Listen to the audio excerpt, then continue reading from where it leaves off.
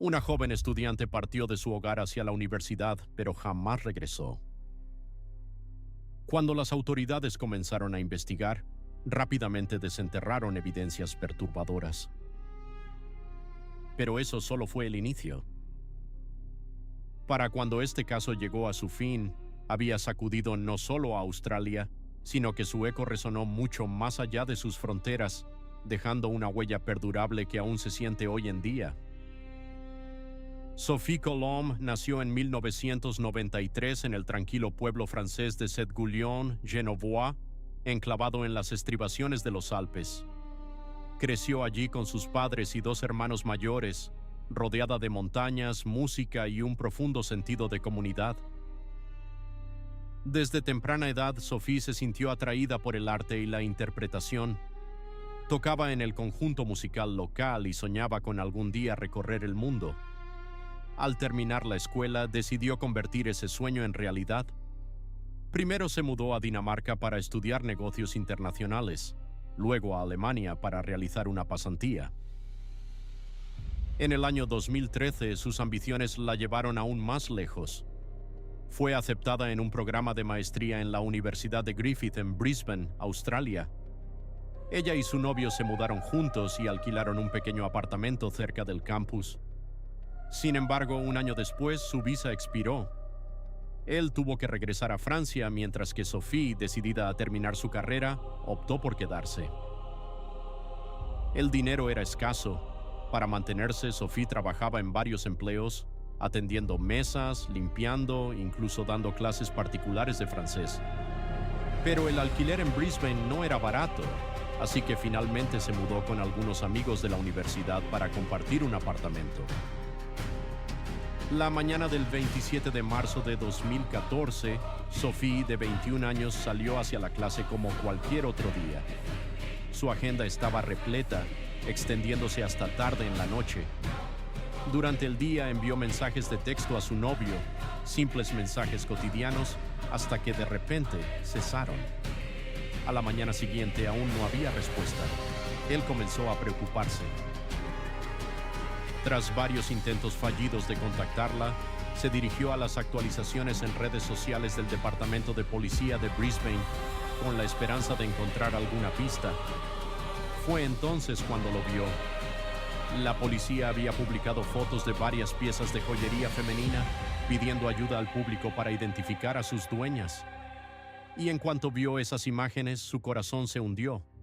Sabía, en lo más profundo, que algo estaba terriblemente mal. Reconoció las joyas al instante. Eran de Sophie. Con el corazón acelerado, llamó a la policía de Brisbane y les contó lo que había visto. Fue entonces cuando le dieron la noticia.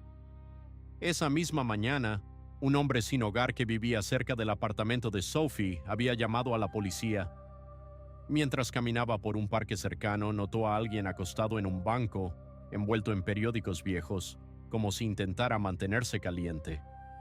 Al principio no pensó mucho en ello. En ese parque no era raro ver a personas durmiendo a la intemperie, pero algo le pareció extraño. Al acercarse se dio cuenta de que la persona no se movía. Era una joven. Así, el destino de Sophie Coulombe tejió una historia de esperanzas truncadas y un misterio que, aún hoy, continúa resonando en el corazón de aquellos que la conocieron. La reflexión nos invita a considerar la fragilidad de la vida y la persistencia del amor, incluso en la ausencia. En una fría madrugada, la llamada de auxilio resonó en las sombras. Su voz quebrada intentó despertar a Sophie, pero su cuerpo yacía inerte, insensible a todo. El papel que la cubría se deslizó, revelando el horror, el cabello enmarañado de sangre. Con manos temblorosas buscó su pulso, pero no encontró señal de vida. El pánico se apoderó de él y corrió desesperado en busca de ayuda. Al llegar, los oficiales corroboraron lo que él temía. Sophie había muerto. Su cuerpo fue enviado al médico forense y lo que descubrieron fue aterrador. Sophie había sufrido una grave lesión en la cabeza, causada por un objeto contundente, junto con múltiples abrasiones. La autopsia también confirmó un acto de violencia sexual. Los oficiales dedujeron que el ataque ocurrió a pocos metros del lugar donde fue encontrada. Su agresor la había arrastrado hasta un banco cubriéndola con periódicos, como si esperara que nadie la descubriera. Trágicamente, su plan tuvo éxito. Ese parque era conocido por ser refugio de personas sin hogar, y ver a alguien dormido en un banco no era inusual. Durante horas, su presencia pasó desapercibida. Los expertos médicos estimaron que el ataque ocurrió la noche anterior. Sophie no murió de inmediato. Sobrevivió durante varias horas, sola, herida, desvaneciéndose lentamente mientras la vida continuaba a su alrededor. Si alguien hubiera llamado por ayuda, quizás habría tenido una oportunidad de sobrevivir, pero nadie lo hizo. Cuando la policía envió una foto de la víctima al novio de Sophie, sus peores temores se confirmaron. Era ella. Los detectives se volcaron en la investigación con fervor. Su primera misión, recuperar la ropa y las pertenencias faltantes de Sophie, ya que cuando fue encontrada solo llevaba sus joyas. A pesar de peinar el parque y revisar cada contenedor de basura cercano, los investigadores no hallaron una sola pista.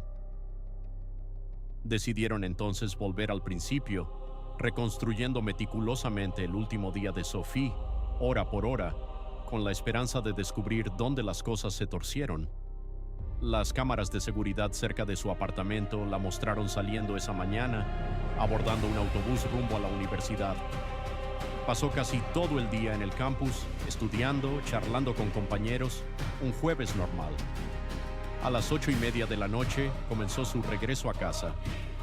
Un compañero le ofreció llevarla, pero Sophie declinó, diciendo que tomaría el autobús como solía hacer. Las cámaras de seguridad la captaron subiendo y luego bajando en su parada habitual. Desde allí debía cruzar un puente sobre el río, un breve trayecto que la llevaba directamente a través del mismo parque donde su cuerpo sería encontrado después. Después de eso, el rastro se enfrió. No más cámaras, no más imágenes, solo oscuridad y silencio. La policía hizo un llamado público, pidiendo a cualquiera que pudiera haber estado cerca esa lluviosa noche que se presentara. Pero la tormenta había despejado las calles. Apenas había alguien afuera, lo que probablemente le dio al asesino la oportunidad perfecta para atacar sin ser visto. Los detectives también pidieron a los residentes que estuvieran atentos a las pertenencias perdidas de Sophie. En una ciudad donde la rutina diaria puede ocultar los gritos de socorro, la tragedia de Sophie se erige como un recordatorio sombrío de la fragilidad de la vida y de cómo, a menudo, la indiferencia puede sellar un destino. La búsqueda de justicia para Sophie continúa, mientras el eco de su historia resuena en cada rincón de su comunidad, llamando a la conciencia y al despertar de un mundo que, a veces, elige no ver. El teléfono, la tableta, el bolso y el paraguas de Sophie, ninguno de estos objetos había aparecido. Incluso se convocó a buzos para explorar el río cercano. Encontraron un paraguas a aproximadamente 1 milla río abajo, pero no pudieron confirmar si pertenecía a ella. A medida que se difundía la noticia del asesinato de Sophie, el miedo comenzó a extenderse por Brisbane. La policía admitió que no podían descartar la posibilidad de que su atacante pudiera atacar de nuevo. Y lo que agravaba la situación era que Sophie era la 4ª estudiante internacional asesinada en la ciudad en solo unos pocos meses. Las autoridades insistieron en que los casos no estaban conectados, pero para el público eso no importaba. Parecía un patrón. La tensión era palpable. La ciudad estaba en vilo. Mientras tanto, los detectives revisaban horas de grabaciones de vigilancia de cada cámara cercana al parque, buscando a cualquiera que pudiera haber cruzado caminos con Sophie esa noche. Finalmente, los detectives encontraron algo: un hombre caminando por la zona, tanto antes como después del momento en que se creía que Sophie había muerto. Ya habían reducido la línea de tiempo casi al minuto, gracias a horas de grabaciones que seguían los movimientos de Sophie esa tarde. Y este hombre destacaba. Lo que lo hacía sospechoso no era solo que apareciera 2 veces cerca del parque, era que nunca se presentó. A pesar de múltiples llamados de la policía pidiendo a cualquiera que hubiera estado cerca esa noche que se manifestara, Este hombre permaneció en silencio, y ese silencio decía mucho. Aunque había estado lloviendo a cántaros, muchas personas luego dijeron a la policía que habían pasado por el parque o cerca de él esa noche, pero el nombre de este hombre nunca fue mencionado. Los investigadores siguieron su rastro a través de las cámaras de seguridad, observando cómo entraba en una estación de metro cercana y viajaba unos cuantos paradas antes de que su imagen desapareciera por completo. Después de eso, nada. Era como si se hubiera desvanecido. Pero los detectives tenían una corazonada. Tal vez se dirigía a la estación de tren cerca del aeropuerto, quizás tratando de salir de Brisbane por completo. Regresaron al parque hablando con los lugareños, cualquiera que pudiera haberlo visto antes, y pronto alguien lo hizo. Un testigo se presentó afirmando que había estado bebiendo con ese mismo hombre la noche en que Sophie fue asesinada. Solo lo conocía como Ben. Dijo que se estaba quedando en un albergue para personas sin hogar a unas pocas millas al otro lado del río. Ese albergue ya tenía mala reputación, un lugar rudo que a menudo acogía a ex reclusos que no tenían a dónde ir. Cuando los oficiales mostraron al personal una foto de las grabaciones de vigilancia, la reacción fue inmediata. Lo reconocieron de inmediato. Su nombre era Benjamin Millward, de 25 años, y había algo más, algo que hizo que a los detectives se les revolviera el estómago. Ben no había sido visto desde la noche del asesinato de Sophie. Había desaparecido, dejando atrás la mayoría de sus pertenencias, como si hubiera hecho las maletas y huido apresuradamente. En la urdimbre de la ciudad, donde las luces de neón se mezclan con las sombras de la noche, cada callejón y cada rostro desconocido es un misterio. Y en esa noche lluviosa, cuando la vida de Sophie se apagó, el miedo se filtró en las grietas de la sociedad. Pero en el silencio y la incertidumbre, la búsqueda de justicia se convirtió en un faro de esperanza, recordándonos que, aunque la oscuridad pueda ser profunda, siempre hay quienes buscan la verdad con una luz incansable. En ese momento, la policía tenía más que simples sospechas. Habían identificado a un sospechoso principal. 8 días después del crimen, las autoridades divulgaron su nombre y foto al público, instando a cualquier persona con información a presentarse. Mientras los detectives indagaban en el pasado de Benjamin, lo que descubrieron hizo que el caso se tornara aún más oscuro.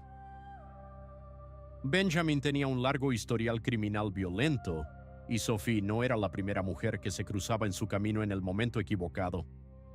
En el año 2012, Benjamin Millward salió de prisión tras cumplir una condena por agresión, pero su libertad no duró mucho. En cuestión de meses volvió a estar tras las rejas por violar la libertad condicional. No fue hasta el 2013 que finalmente obtuvo una liberación completa. Sin embargo, su historial no se detuvo allí.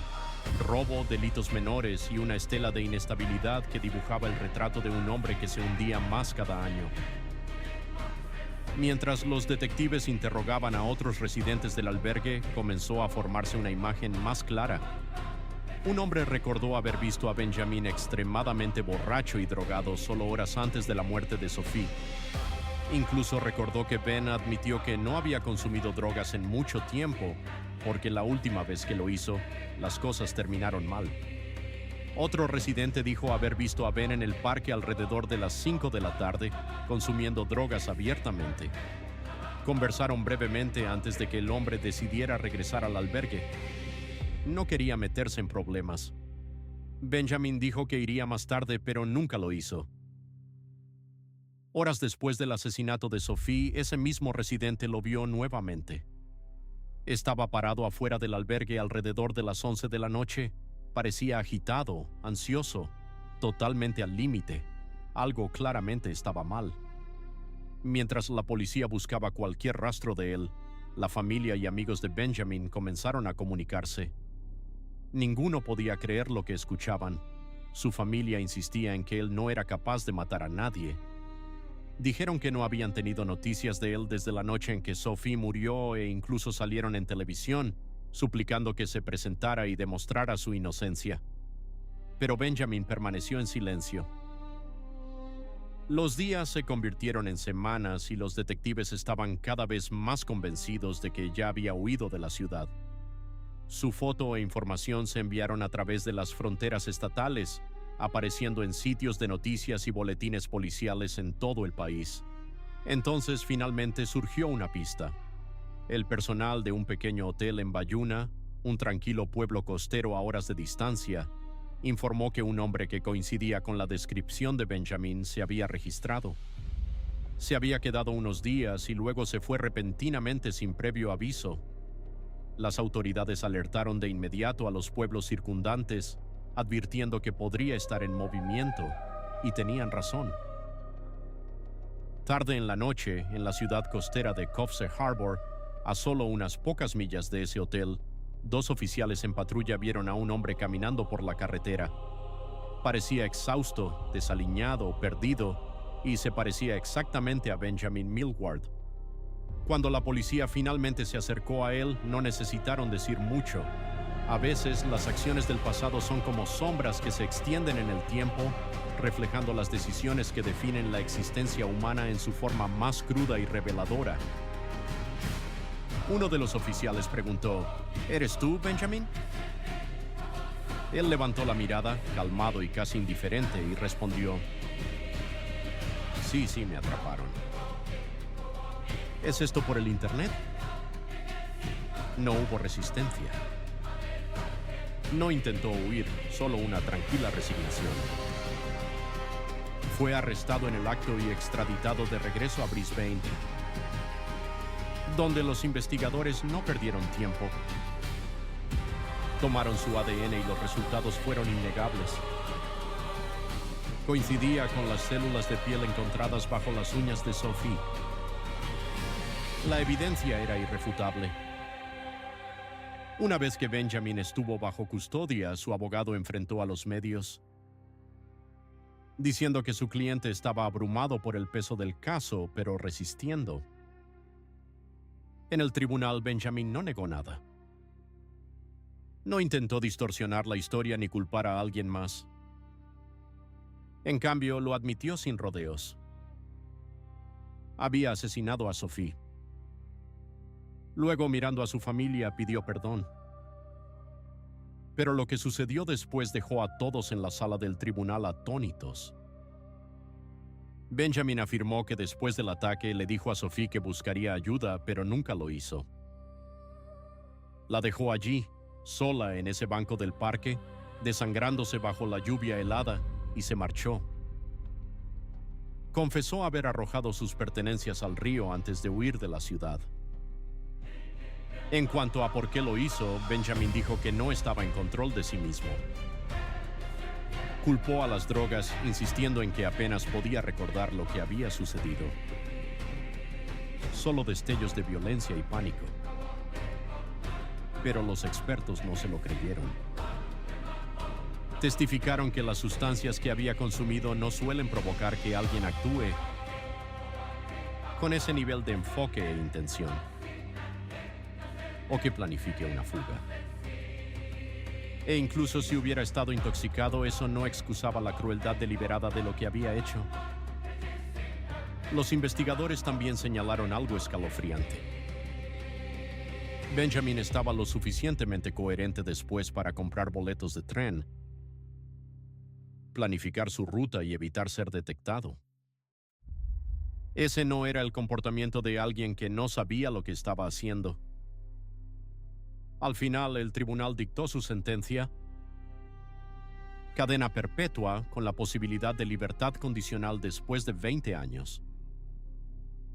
También recibió una sentencia adicional de 15 años por la agresión sexual, aunque ambas se cumplirían de manera concurrente. Eso significaba que si se le concedía la libertad condicional, Benjamin Millward podría volver a ser libre antes de cumplir 50 años. Después del juicio, la madre de Benjamin habló públicamente por primera vez. Elogió a su hijo por confesar y culpó por completo a las drogas, insistiendo en que nunca habría hecho algo así si hubiera estado sobrio. El caso en sí se movió rápidamente a través de los tribunales, pero su impacto en Brisbane perduró mucho más tiempo.